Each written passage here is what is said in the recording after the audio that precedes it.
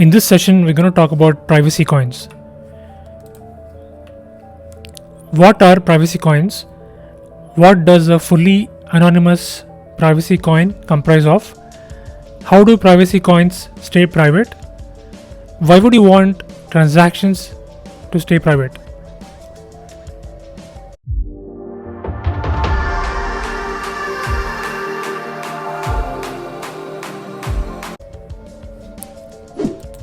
Hi, my name is Naveen, and in this session we shall be looking at the following topics. What are privacy coins?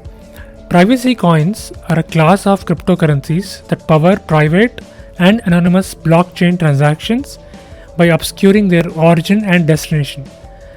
Some of the techniques used include hiding a user's real wallet balance and address and mixing multiple transactions with each other to elude chain analysis. I want to spend a moment to attribute John McAfee. He sent a tweet long ago, and I'm going to read his tweet. The US spends our money in secrecy.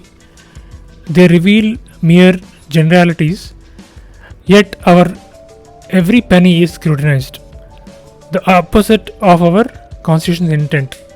He was a great advocate for privacy in cryptocurrency. So cryptocurrency privacy coins are the greatest defense against this corrupt system ever developed. Bitcoin is not anonymous. I just want to make sure you understand this. The first thing is anonymity versus pseudonymity. The Bitcoin blockchain is a permanent public record of all the transactions accessible by anyone at any time, and it is not anonymous. I just want to make sure that you're very clear about this. The second one is tracing bitcoins back to individuals. Users who rely on a Bitcoin trading exchange, like for example Binance or Kraken, to exchange currency US dollars for Bitcoin, have to divulge their personal information to create an account. The information collected by this exchange varies, but normally includes at a minimum a user's first name and last name, an address, and possibly a phone number. So here in this case, it is not anonymous. The exchanges know who is buying Bitcoin. The third one, blockchain analytics. There are a lot of companies who are running analytics on the blockchain to get data and to identify users by simply analyzing transactions on the blockchain. So it is definitely possible to identify users based on the transaction record on the blockchain.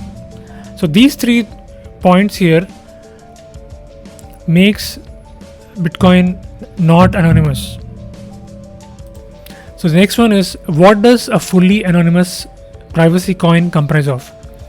So legitimate privacy coins are cryptocurrencies which allow users to make transactions without publicizing any kind of information that could be traced to a person's real world identity.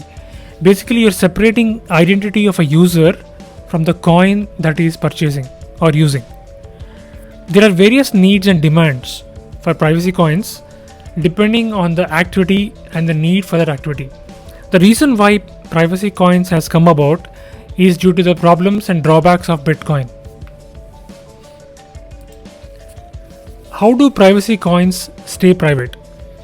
What privacy coins attempt to do is to make tracing transactions on the blockchain complicated. The more difficult they can make tracking the exchange of money, the greater the chance that a coin has chance of remaining private.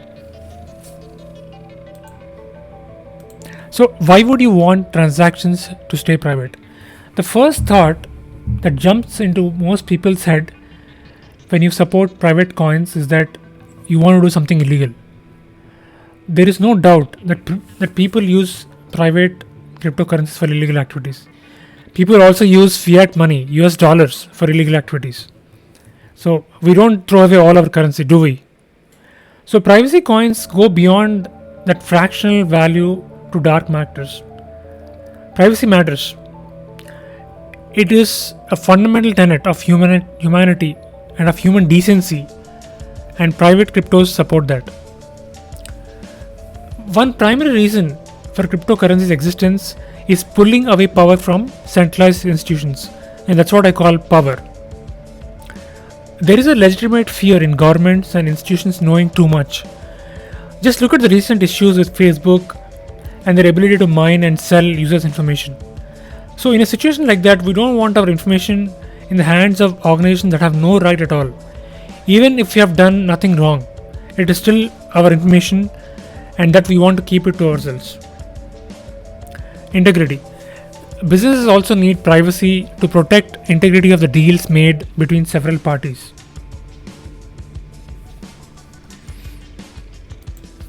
So let's talk about some of the best privacy coins out there. I'm going to talk about Zcash and Monero.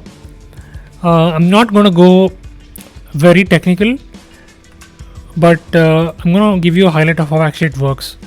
So let's start about Zcash. How does Zcash actually work? Zcash, also known as Zero Cash, extends the protocol and software underlying Bitcoin by adding new privacy preserving payments. In doing so, it forms a new protocol that, while using some of the same technology and software as Bitcoin, is very much distinct from it.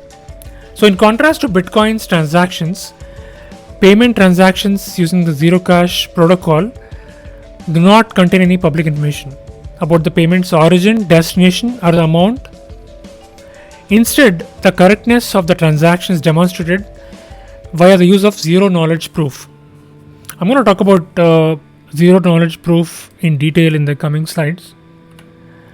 So basically, we have a Zero Cash protocol. A Zero Cash protocol is a new protocol that provides a privacy preserving version of Bitcoin. And the second aspect is the zero knowledge proofs, a method by which one party, the prover, can prove to another party, the verifier, that they know a value X without conveying any information apart from the fact that they know the value X. I'm going to talk about zero knowledge proof in detail in a couple of slides. The spender of the funds essentially provides proof of expenditure by anonymous commitment. So the validity of the transaction is confirmed, but the source of it remains unknown. That is the specialty of zero knowledge proof. So I'm going to talk about zero knowledge proof using this Alibaba cave example. There is a well-known story presenting the fundamental ideas of zero knowledge proof known as the Alibaba cave. So in this, there are two parties. One is called Peggy and another one is the victor. So the Peggy is the prover of the statement and the victor is the verifier of that statement. So if you look at this diagram here, there is a cave which is a form of a ring, and it has two paths, A and B. Now before I get into the details of this, I want you to understand that this Peggy here, she has the magic word, the secret word to open this magic door here. The magic door is represented as this line here, and this Peggy has the secret word to open this magic door in this ring shaped cave, and it has two entrances, either through A or through B. Now Victor here, represented by this green icon, he wants to know whether Peggy has the secret word. Peggy knows the secret word, but Peggy is not supposed to reveal the secret word to Victor or to anyone in the world in general. That's the main two rules. So here what she does is, so Peggy randomly takes either path or A or B while Victor waits outside, and here Victor chooses an exit path, and here Peggy reliably appears to the exit Victor names. So here what happens is, Victor names a path, either A or B, and Peggy must appear either A or B based on the randomly selected path by Victor. So which means if Peggy correctly appears at the path chosen by Victor, either A or B, it means that Peggy is aware of the secret word to open the magic door on the cave, thus proving the zero knowledge. Now suppose that Peggy does not know the secret word to open the magic door. She won't be able to appear on either of the paths. Suppose she's already there at path A and Victor chooses a path B.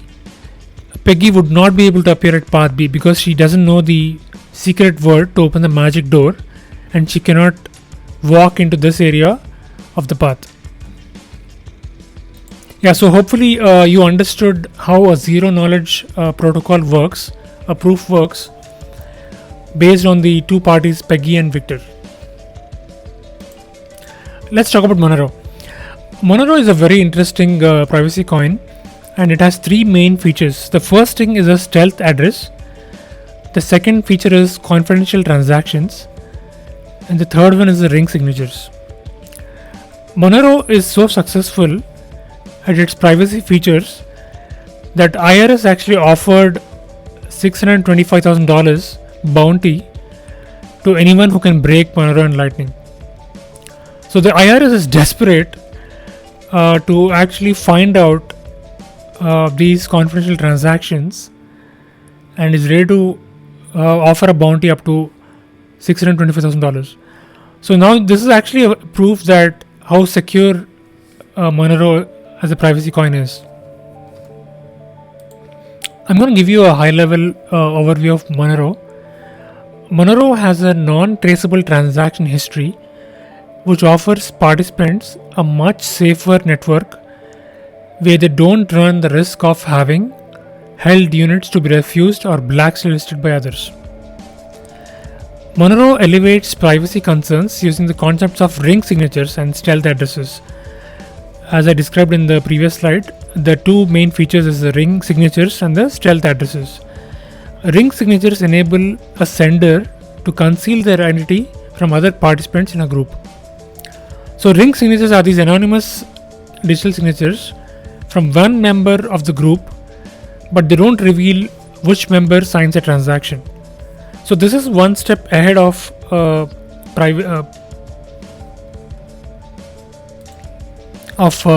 key encryption process. Okay, so what are the benefits of privacy coins and how do you recognize fake privacy coins? So there are countless benefits for using privacy coins, whether you are looking to buy a secret gift for a loved one or sealing a business transaction where a certain party is heavily reliant on the privacy of a certain dataset. Whatever it is you're looking to use a privacy coin for, ensure that you're aware of which piece of data you absolutely need to be anonymized. Seeing as there are a variety of coins out there which will do the job, this is a key step. Furthermore, you can actually select settings in some of these coins wallets to essentially adjust the degrees of privacy. I hope you enjoyed this quick session on privacy coins. For more details, you can refer to Wikipedia for details on Monero and Zcash. I think Monero is really good at preserving privacy, and you can check out more information using the description box below. See you guys in the next session. Thank you very much.